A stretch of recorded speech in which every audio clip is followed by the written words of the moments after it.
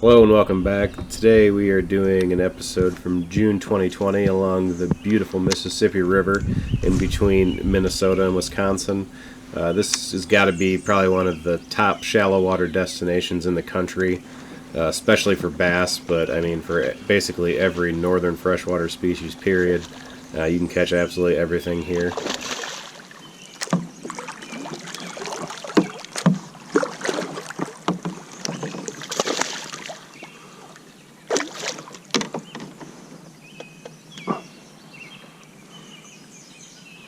That's what we come here for.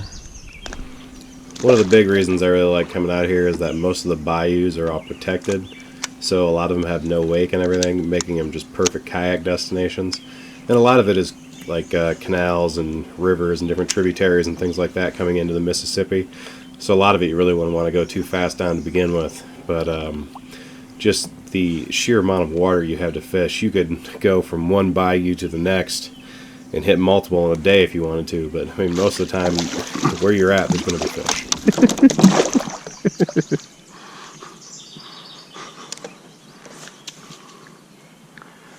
Oh, we're about to get the big one right here.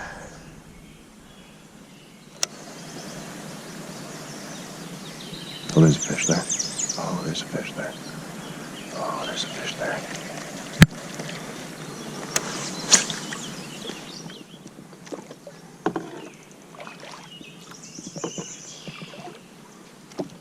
That was cool. How come I never got invited to one of these hot tub parties? Well, you never leave the house up there. You're like me now. And now that's out the window. Every trip I've taken here, there's been an abundance of wildlife, and this was no exception. In addition to this little guy, I saw an absolutely gigantic beaver, which you'll see later in the video, that went right underneath my kayak and scared the crap out of me. And, you know, just birds everywhere, and of course the ever-present bugs. It was some kind of gnat. I'm not really sure what exactly it was. It didn't bite. It was just super annoying. And you'll hear them later throughout the video, just constantly running into me, running into the camera, climbing, climbing on the lens, etc., etc. When the fishing's that good, nothing will keep you away.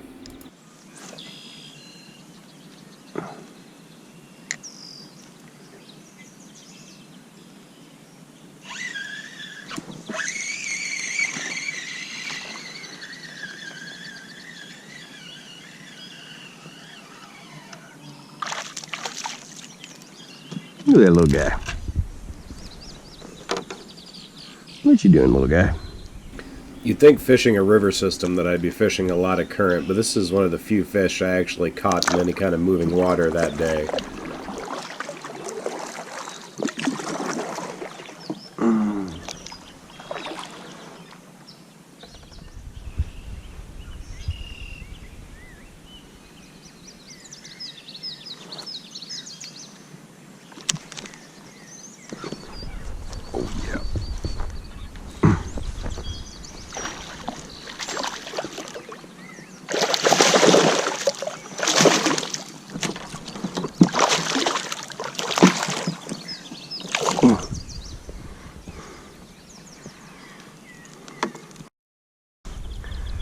Inhaled it. Yeah. That's what I like to see.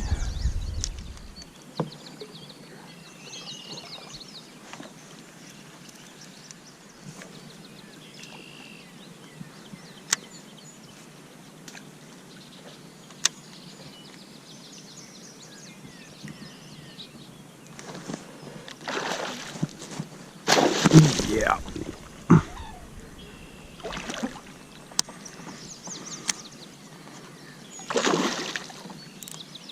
In a lot of my videos, and this trip especially, it's no exception, I'm using a Swimjig pretty heavily. I like the Swimjig in shallow water, especially when you got weedy stuff like this, a little bit of murk to it. It's just one of those perfect baits. It's a good complement bait to throw with a topwater frog or a soft plastic jerk bait, or even a tube I've used in certain situations, throwing them back and forth. And it can become the primary bait. It's not necessarily always going to catch you a ton, and some days you won't get any, but the days it is on, you'll catch 20 fish, no problem.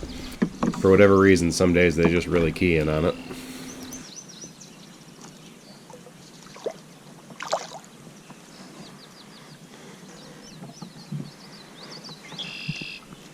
As I just mentioned, a topwater frog is a perfect complement bait for a swim jig. You can cover a ton of water with it really quick, and if you miss a fish on that topwater frog, you can always throw that swim jig back to re-trigger that strike.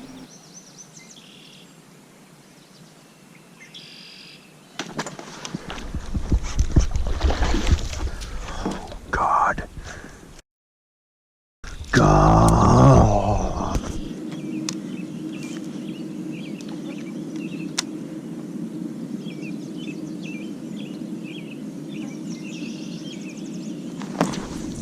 Oh.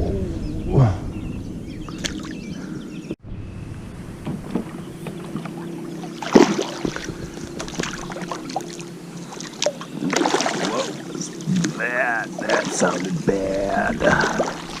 Oh, yeah. That sounded bad. Let's go back.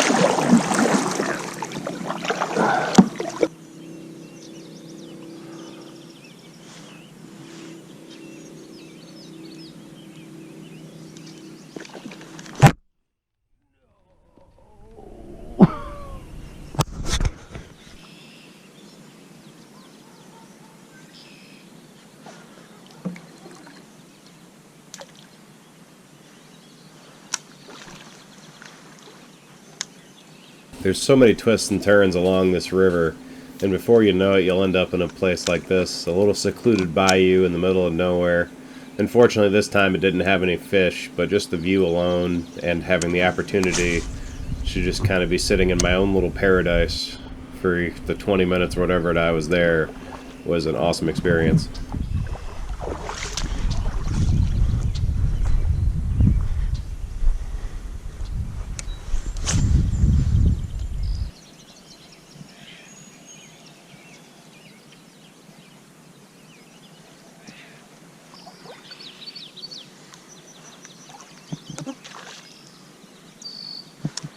Well, I didn't catch any pike or bass back here. This is one of those times I wish I had brought an ultralight rod, as I saw a lot of bait fish and it looked like there was some bluegill chasing them around.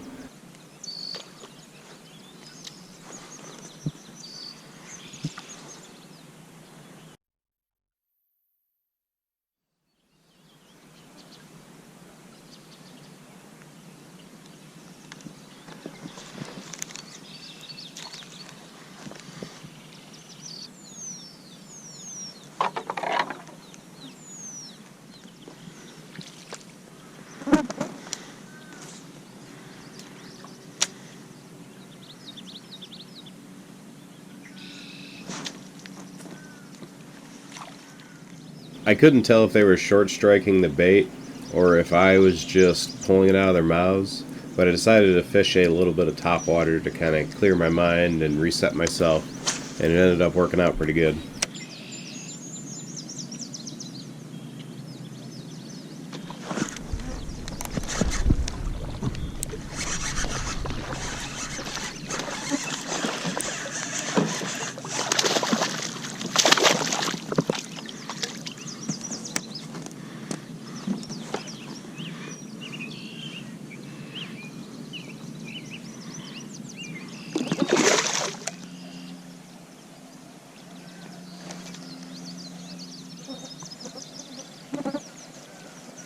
When I get a love tap like that on topwater, I like to throw back a second time into that same spot and then also just cover over that entire area near where that fish hit.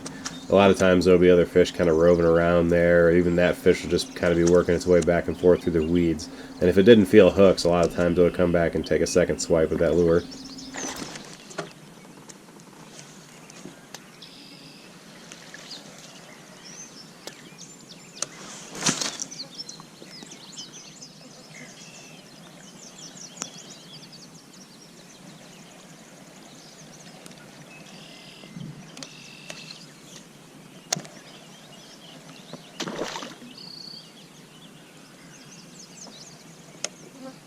I continued to fish the slop with topwater, but I wasn't getting the bites I was expecting. A lot of it seemed like short strikes, and the fish were more just checking the bait out than actively feeding. So I decided to go out into the main channel that I came from, and that's when I ran into one of the more interesting situations I've ever had while I was on the water.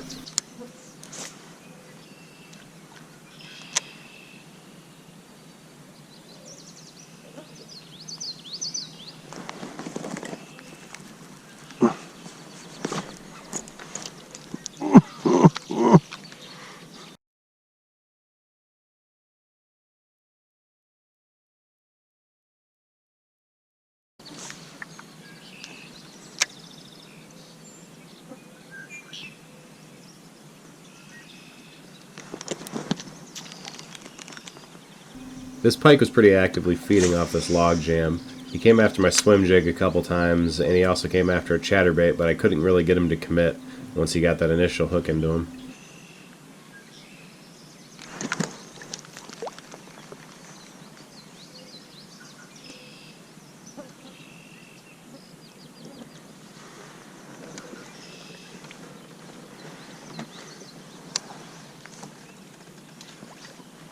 When I saw that movement at the back of the tree, I thought that pike had moved further into the structure to get away from my casts. Little did I know what was about to come out of there.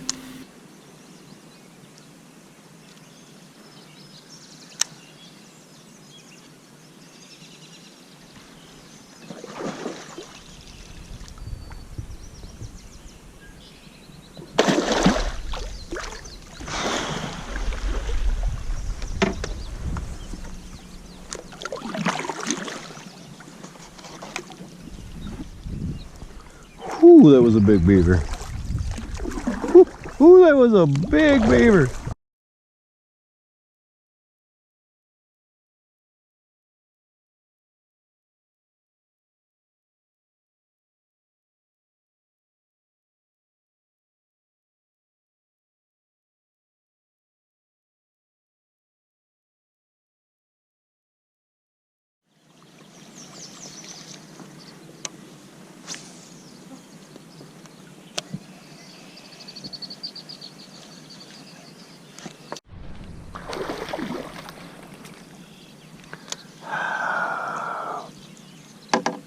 The fish were getting a little bit gun shy, and I was getting a lot of short strikes like this. It can be really, really frustrating, but it's all just a part of shallow water fishing.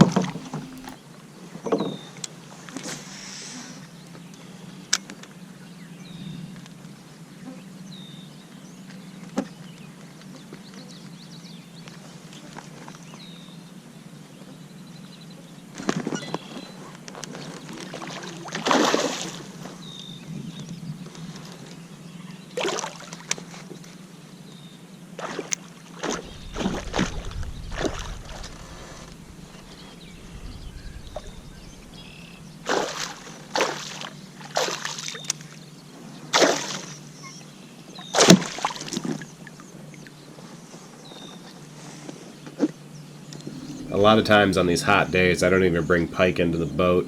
I'll just get them off right at the side of the boat, which is great a lot of times because I'm using single hook lures because I'm generally fishing for bass. But if there's pike around, they're going to hit whatever you're throwing. But I like to just get them off the hook real quick, get them back in the water. That way you don't have to get any of the slime off their body, and you don't have to get them out of the water for too long. They're a surprisingly sensitive fish for how tough they are.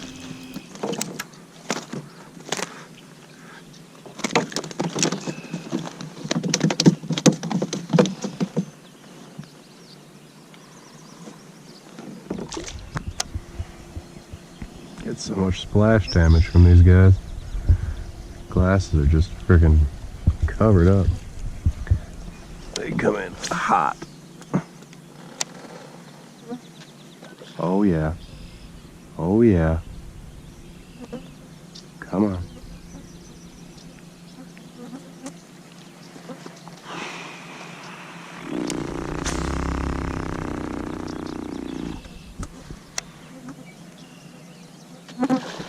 Oh no! Oh.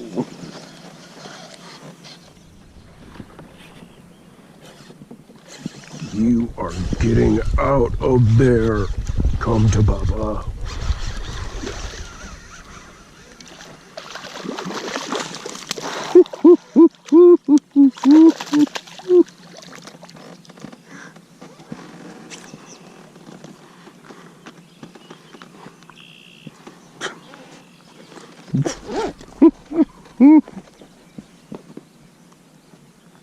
Oh my God. I could do this all day.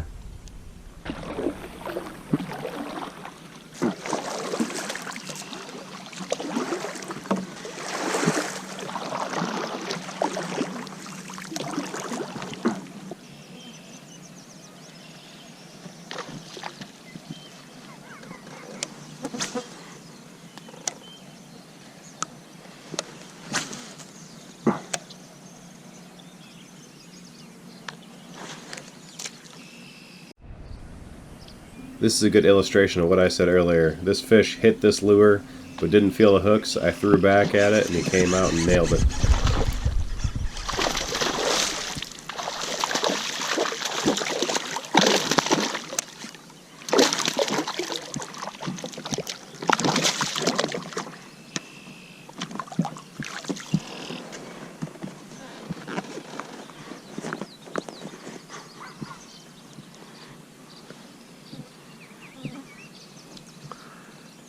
Jack!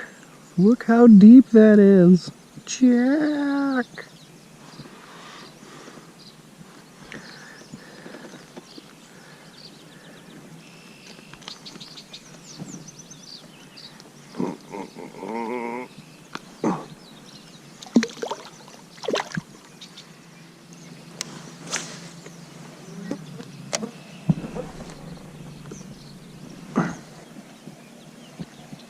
The darker it got, the more these bugs came out. They weren't biting, but there was just so many of them, and the constant drone, it just kind of drove you a little batty.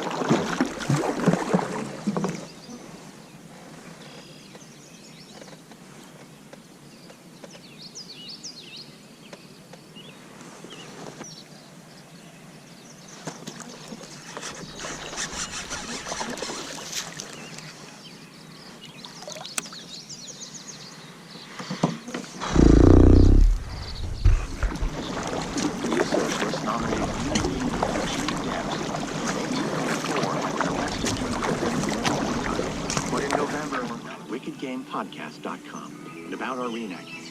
In most cases, we can't know exactly what was said, but everything in our show is heavily researched and based on surviving historical documents. Sometimes on a good day, you'll have the sunset catch up to you before you know it, and this is one of those times. Luckily, it was a quick paddle back. I made it in with no issues, got back to my friend's place, and on to the next adventure. Thanks for watching, and I hope to see you around for the next one.